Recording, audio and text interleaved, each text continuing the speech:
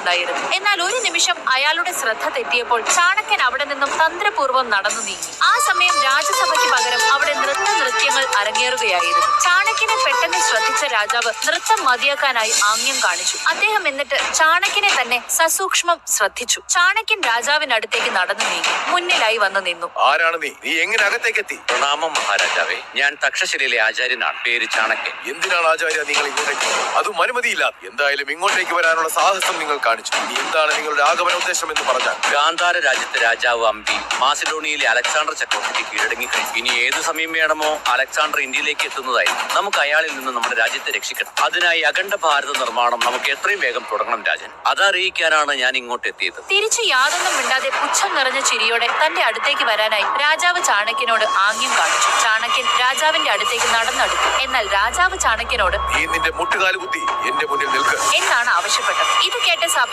ഒട്ടാകെ പൊട്ടിച്ചിരിച്ചു. ചാണക്യൻ ഒരു നിമിഷം ആശ്ചര്യപ്പെട്ടു പോയി. രാജാവ് വീണ്ടും ഉച്ചത്തിൽ ചാണക്യനോട് ആജ്ഞാപിച്ചു. ഒടുവിൽ ആ നാടിനെയും അവിടുത്തെ പ്രജകളെയും കുറിച്ച് ഓർത്തപ്പോൾ മറ്റൊന്നും മിണ്ടാതെ ചാണക്യൻ മുട്ടുകുത്തി രാജാവിന് മുന്നിൽ നിന്നു. രാജാവ് തുടർന്നു. എന്തെങ്കിലും പറയും മുന്നേ ഓർക്കുക, നിന്റെ യോഗ്യത എന്താണ്? രാജാവ് സംസാരിക്കുന്നതിന്റെ ഇടയ്ക്ക് കയറി ചാണക്യൻ സംസാരിക്കാൻ നോക്കിയത് അയാളെ കൂടുതൽ ചൊടിപ്പിച്ചു. ഒരക്ഷരം വേണ്ടി പോകരുത്. കുട്ടികളെ പഠിപ്പിക്കുക എന്നതാണ് നിന്റെ കടമ. അല്ലാതെ ഒരു രാജാവിനെ എങ്ങനെ രാജ്യം ഭരിക്കണമെന്ന് പഠിപ്പിക്കുകയല്ല നിന്റെ ഭാഗ്യം. ഞാൻ ബ്രഹ്മഹത്യ നടത്താറില്ല. അല്ലെങ്കിൽ ഇതിനു മുമ്പേ തന്നെ നിന്റെ ശരീരവും ഉടലും രണ്ടായി ഇവിടെ കിടന്ന് പിടഞ്ഞേനെ. മര്യാദയ്ക്ക് സ്വന്തം കാര്യം ചെയ്താൽ മതി. യുദ്ധം ചെയ്യുന്നതും ജയിക്കുന്നതും ഒക്കെ എന്റെ കടമയാണ്. ഞാൻ തന്നെ ചെയ്യുന്നതായിരിക്കും. ക്ഷമിക്കണം മഹാരാജൻ, ഈ രാജ്യത്തോട് അങ്ങേക്ക് എത്ര തന്നെ ഉത്തരവാദിത്വമുണ്ടോ അത്രയും തന്നെ എനിക്കുമുണ്ട്. അതുകൊണ്ടാണ് ഈ വിവരം അങ്ങേ അറിയിച്ച് മുൻകരുതലെടുക്കാൻ പറയാനായി ഞാൻ എത്തിയത്. എന്നാൽ മദ്യലഹരിയിലോ മറ്റെന്തെങ്കിലും ഉന്മാദത്തിലോ ലയിച്ചിരിക്കുന്ന അങ്ങ് യാതൊന്നും കാര്യമാക്കുന്നില്ല. അത് നമ്മുടെ നാടിന്റെ നാശം വരുത്തിവെക്കും. ചാണക്യ, നീ ഒന്നും ഓർത്തോ? അലക്സാണ്ടർ ഈ മഗധയുടെ നേർക്ക് യുദ്ധം ചെയ്യുന്നതിനെ കുറിച്ച് പോലും എന്ന് ആലോചിക്കുന്നുവോ? അപ്പോൾ ഞാൻ അയാളുടെ കഥ കഴിക്കുന്നതാ. എന്നാൽ അതിനു മുന്നേ നീ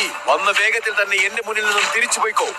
നീ ഒരു ബ്രാഹ്മണനാണെന്ന് പോലും ഓർക്കാതെ ഇനി മറുപടി പറയുന്നത് എന്റെ വാളായിരിക്കും. രാജാവിനോട് ഇനി ഒന്നും തന്നെ പറഞ്ഞിട്ട് കാര്യമില്ല എന്ന് മനസ്സിലാക്കിയ ചാണക്യൻ അവിടെ നിന്നും എഴുന്നേറ്റ് ഒരൽപ്പം കൂടി മുന്നോട്ട് നടന്നു. എന്നിട്ട് തുടർന്നു. ഞാൻ തിരിച്ചു പോകാം രാജാവേ. പക്ഷെ ഇത്രയും നാൾ കരുതിയിരുന്നത് ഒരു രാജ്യത്തിന്റെയും പ്രജകളുടെയും സുരക്ഷ അതൊരു രാജാവിന്റെ കടമയാണ്. എന്നാൽ ഇതൊക്കെ കേൾക്കുമ്പോൾ എനിക്ക് തോന്നുന്നത് മഗധ രാജ്യം നിങ്ങൾ തന്നെ അലക്സാണ്ടറിന് അടിയറവ് വയ്ക്കണം. ഇതുകൂടി കേട്ടതും രാജാവിന്റെ കോപം ആകാശത്തോളം എത്തി. അയാൾ കാലുപൊക്കി ചാണക്യനെ ചവിട്ടി നിലത്തിട്ടു.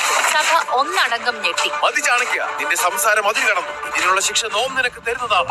ബ്രാഹ്മണൻ ഏറ്റവും അമൂല്യമായി കരുതുന്നത് അവന്റെ കുടുമിയാണ്. ഇത്രയും പറഞ്ഞ ശേഷം രാജാവ് തന്റെ ഭടന്മാരോടായി പറഞ്ഞു. ഈ അഹങ്കാരിയുടെ കുടുംബ നീക്കിയ ശേഷം ഇവനെ പുറത്തേക്കെറിയൂ. രാജാവിന്റെ ആജ്ഞ പാലിക്കാനെന്നോണം ഭടന്മാർ ചാണക്യനെ അവിടെ നിന്ന് പുറത്താക്കാനായി അദ്ദേഹത്തെ വലിച്ചിഴച്ചു കൊണ്ടുപോയി. എന്നാൽ സഭയുടെ വാതിൽ കടക്കും മുന്നേ തന്നെ അവരെയൊക്കെ തട്ടിയെറിഞ്ഞ ശേഷം ചാണക്യൻ കത്തുന്ന കണ്ണുമായി രാജാവിന്റെ അടുത്തേക്ക് അതികോപത്താൽ പാഞ്ഞടുത്തു. ഒരേ സമയം പേടികൊണ്ടും ദേഷ്യം കൊണ്ടും വിറച്ച രാജാവിന് എന്തു ചെയ്യണമെന്ന് അറിയില്ലായിരുന്നു. എനിക്ക് തെറ്റുപറ്റി. നിന്നെപ്പോലൊരു മൂഢനോട് ഈ രാജ്യത്തെ രക്ഷിക്കാൻ അപേക്ഷിച്ച് ഞാൻ വരാൻ പാടില്ല. അപമാനിച്ചിരിക്കുകയാണ് ഒരു ആചാര്യനെ, ഒരു ബ്രാഹ്മണന്റെ കുടുമിയെ. ഇതിന്റെ വില കൊടുത്തേ മതിയാവും. ഇതിനുള്ള ശിക്ഷ നിനക്ക് കിട്ടിയിരിക്കും. ഞാൻ ചണകപുത്രനായ ചാണക്യൻ, തക്ഷശിലയിലെ ആചാര്യൻ. ഈ അഗ്നിയെ സാക്ഷി നിർത്തി ഇതിനാൽ ശബ്ദം ചെയ്തുകൊള്ളും. നിന്റെ ഈ നന്ദവംശത്തിന്റെയും അവസാനം കണ്ട് ഈ സിംഹാസനത്തിൽ യോഗ്യനായ മറ്റൊരാൾ രാജാവായി എത്തി വാഴിക്കുന്നത് വരെ ഞാൻ എന്റെ കുടുമി കെട്ടുന്നതായിരിക്കില്ല. ചാണക്യന്റെ ഈ ശപഥം നന്ദവംശത്തിന്റെ നാശത്തിനും അതേസമയം അഖണ്ഡ ഭാരതത്തിന്റെ തുടക്കത്തിനുമാണ് തിരിതെളിച്ചത്. ചാണക്യന്റെ ഈ വാക്കുകൾ കേട്ട് ഒരു നിമിഷം രാജാവ് സ്തബ്ധനായി പോയി. എന്നാൽ തിരിഞ്ഞൊന്ന് നോക്കുക പോലും ചെയ്യാതെ ചാണക്യൻ ആ സഭ വിട്ട് പുറത്തേക്ക് ഇറങ്ങിപ്പോയി കഴിഞ്ഞിരുന്നു. ഞെട്ടൽ മാറി പുറത്തു വന്ന രാജാവ് ഭടന്മാരോട് ആജ്ഞാപിച്ചു. ഈ അഹങ്കാരിയായ ബ്രാഹ്മണനെ ഈ രാജ്യത്തിന്റെ എവിടെയെങ്കിലും കണ്ടാൽ അപ്പൊ തന്നെ അവന്റെ തലയും മുടലും രണ്ടാക്കി ചന്തയിൽ പ്രദർശനത്തിന് വെക്കണം. ധനനന്ദനോട് ഇത്രയും പറഞ്ഞിറങ്ങി വന്ന ചാണക്യൻ അന്ന് തന്നെ മഗധ വിട്ട് പുറത്തു വന്നു. ചാണക്യന്റെ പിന്നെയുള്ള ലക്ഷ്യം എങ്ങനെയും ധനനന്ദൻ അധികാരത്തിൽ നിന്ന് ഇറങ്ങണം എന്നുള്ളതായിരുന്നു. ചാണക്യൻ തക്ഷശിലയിലേക്കുള്ള യാത്രാമധ്യേ ഒരു കാഴ്ച കാണുന്നു. ഒരു 14 വയസ്സുകാരൻ ബാലൻ ചീറ്റയെ പോലെ കാതുകൂർപ്പിച്ച് അതീവ ശ്രദ്ധയോടെ നടന്നു വരികയായിരുന്നു. കുറച്ചു ദൂരം മുന്നിലേക്ക് ചെന്നപ്പോഴാണ് ചാണക്യൻ ശ്രദ്ധിച്ചത്. ആ ബാലൻ രണ്ടുപേരെ പിന്തുടരുകയായിരുന്നു. ആ രണ്ടുപേർ ആ കാട് വഴി ഒറ്റയ്ക്ക് യാത്ര ചെയ്തിരുന്ന മറ്റൊരാളെ പിന്തുടരുകയായിരുന്നു. ചാണക്യൻ ആ ബാലന്റെ പുറകെ ചെന്നു. ഇതേ സമയം മറ്റു രണ്ടുപേർ ആ ഒറ്റയ്ക്കായ ആളെ ആക്രമിക്കാൻ നോക്കിയതും ഒരു മരത്തിന്റെ മുകളിലേക്ക് കയറിയ ശേഷം ആ ബാലൻ തന്റെ കയ്യിലെ കവണയിൽ കല്ല് വെച്ച് അടിച്ചിടുന്നു. എന്നിട്ട് യാത്രക്കാരനോടായി ചോദിച്ചു, താങ്കൾക്ക് കുഴപ്പമൊന്നുമില്ലല്ലോ? അയാൾ നന്ദിയോടെ കൈകൂപ്പി പറഞ്ഞു, നിങ്ങൾ ശരിയായ സമയത്ത് വന്നു എന്നെ രക്ഷിച്ചു.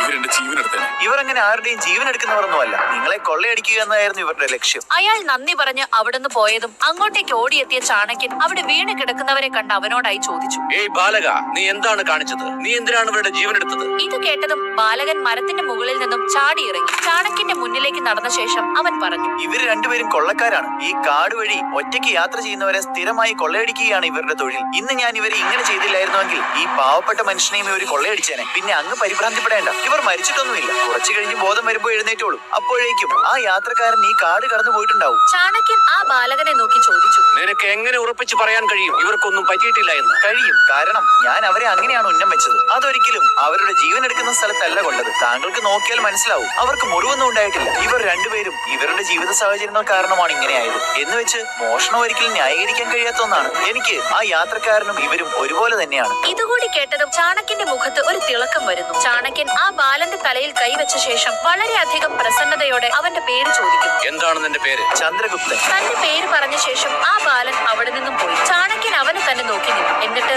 മനസ്സിലോർത്തു, ഈ ബാലനിൽ എനിക്ക് മഗധയുടെ ഭാവി കാണാൻ കഴിയുന്നു. ഒരു രാജാവിന് ധീരതയ്ക്കൊപ്പം സഹജീവികളോടുള്ള സ്നേഹവും അത്യാവശ്യമാണ്. ധനനന്ദ, നീ നിന്റെ അഹങ്കാരം കൊണ്ട് മഗധയുടെ മണ്ണിനെ പോലും അശുദ്ധമാക്കി. നീ ഒരുങ്ങിക്കോളൂ. ഞാൻ മഗധയുടെ മണ്ണിനെ ശുദ്ധമാക്കാനുള്ള എന്റെ കർത്തവ്യം ഇവിടെ തുടങ്ങാൻ പോവുകയാണ്. നിനക്ക് ഇനി അധികം സമയമില്ല. എന്റെ അന്വേഷണത്തിന് ഇവിടെ സമാപ്തിയാവുകയാണ്. എനിക്ക് മഗധയുടെ ഭാവി കാണാൻ കഴിയുന്നുണ്ട്. മഗധയുടെ ഭാവി സാമ്രാട്ടിനെ, മഗധയുടെ സിംഹാസനത്തിൽ ചന്ദ്രഗുപ്തനിരിക്കും. അവനെ ഞാൻ ആ സിംഹാസനം